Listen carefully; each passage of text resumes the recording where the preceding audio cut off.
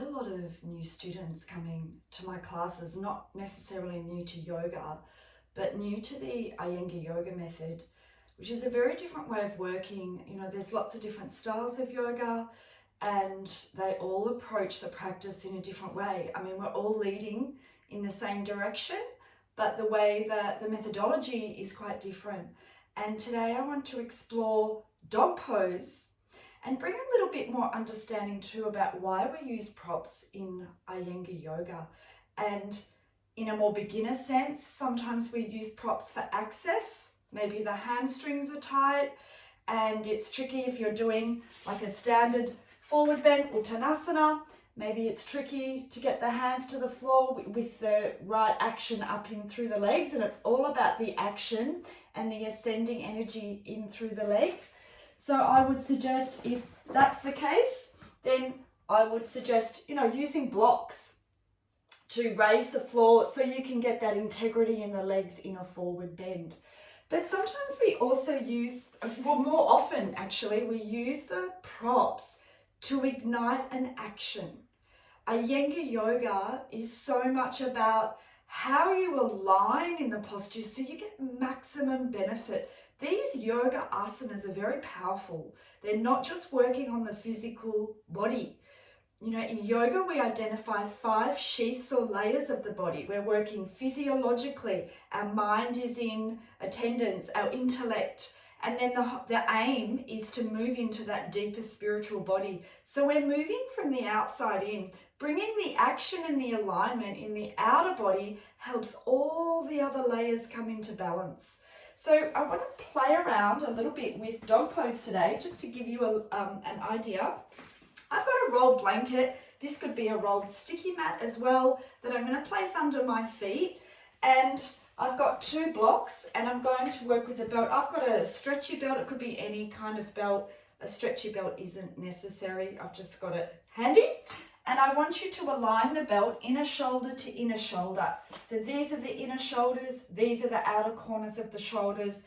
And the belt is going to go around the mid forearm. And so this is one prop we're going to use today. Now, I want you to, I'm sort of close to a wall because in a minute we'll be using the blocks. I want you to bring your hands down onto the mat where the fingers face forward and see how open my fingers are. Something to be really careful of in Adho Mukha Svanasana, the dog pose, is where we overhinge at this thumb joint. And I see a lot of long-term practitioners develop arthritis into this joint. So there is a natural angle from the thumb, just watching that you're not overly pushing that thumb out. Fingers nice and open, belt is to the mid forearm. I've got my feet a good hip width apart. If your legs are tighter, you can go as wide as the mat. And then press down into the hands. Bring the awareness to the index finger thumb mound. Resist the arms into the belt. Elbows are straight. As you lift your knees, as you lift your hips, coming up into Adho Mukha Svanasana. You can see the balls of my feet are on the mat, but the softness of the blanket is supporting the arches of my feet, where I get a nice length through the arches of the feet. Now, as you press your hands, keep resisting into the belt and lift from your index finger thumb mound, lift your inner arms all the way up to the armpit. Press your shoulder blades deeper into the back.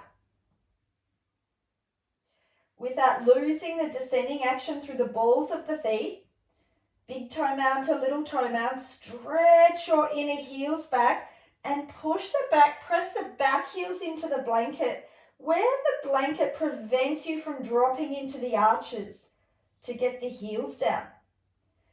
Keep resisting into the belt. The belt is there to create feedback from the hands to the shoulders, to create stability in the right arm, the left arm, where they work in unison, and to create space in the shoulder joint. Allowing your in-breath, just naturally allowing your breath to flow.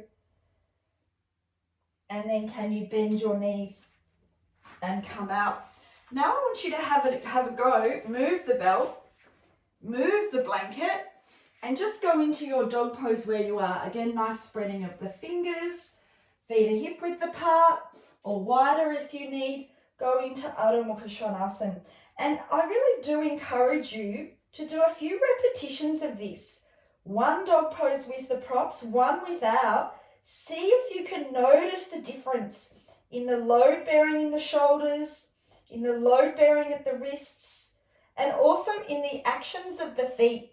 You know, there's a lot of practitioners I see who are quite flexible in the calves, the hamstring, and they can get their heels down, but to what detriment? Often they lose the length in the arches of the feet. So notice the difference in the opening in the arches of the feet, having the blanket there.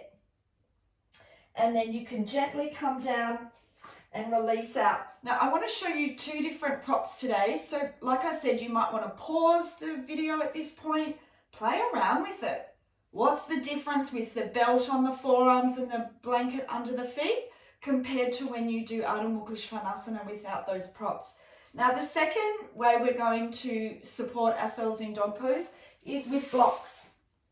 And I like to have my blocks long ways out from the wall, and I like to put them under my mat. You know, you can also have the blocks half against the wall with the hands out. We're going to work with the blocks long ways. Again, they're shoulder width apart and they're underneath the mat. I'm going to bring my blanket back again. So, because if we think about it, in Iyengar Yoga, foundation is everything. What is the base of each posture, and where you get that good action into the base, everything else stacks up nicely. And how we feed back up through the legs into the pelvis, how we feed up through the arms into the shoulders, and then we can activate and lengthen our spine. So same thing, bringing the hands onto the blocks, but same spreading of the fingers, but we've got that little bit of height into the blocks. You might even want to, sometimes I do this with this pose with both the blocks and the belt on my forearm, but just so you can feel a different methodology. Again, we're coming up into dog pose. Walk the feet back. You've got that blanket, that rolled blanket. Make sure it's rolled quite tightly. And if your back of your legs are a little tighter, you might even need to roll another blanket in as well and get a bit more height. Look to your hands. Make sure the fingers are facing forward. Watch the over extension of the thumb joint. There's that natural angle of the thumb. Press the index finger, thumb out, and there's this good lift up through your inner upper arms. Where the blocks, I want you to notice the difference in the wrists and the shoulders. There's a lightness there. There's a connection more from the hands to the shoulders where you don't feel that weight into the shoulder joint. As you press your hands, lift your arms. And where you get your shoulder blades deep into the back to bring your chest a little closer to your legs. Again, if we observe the feet on the blanket, where you press the big toe mound of each foot, evenly pressing right big toe, left big toe, spread across to the little toe side of the foot and reach those inner heels. Lengthen the inner heels back to fully open the arches of the feet. Can you even, from the mid-arch of the foot, lift all the way up to the inner groin, lift your sitting bones, press your quadriceps back. Just taking a few breaths, pressing the hands and feet as your base, and then slowly make your way down. And once again, you know, it's good to sort of straight away move everything aside. Bring the hands flat on the mat. Once again, walk your feet back, come into dog pose. What is the difference you feel in the shoulders, in the wrists? You know, I always feel a little heavier and weighted in my shoulders and kind of a downward energy into my wrist without the blocks. Also notice, have you got the same opening in the feet, the arches of the feet, where the inner heels stretch back, and you can get that good lift from the arches of your feet up to the inner groins.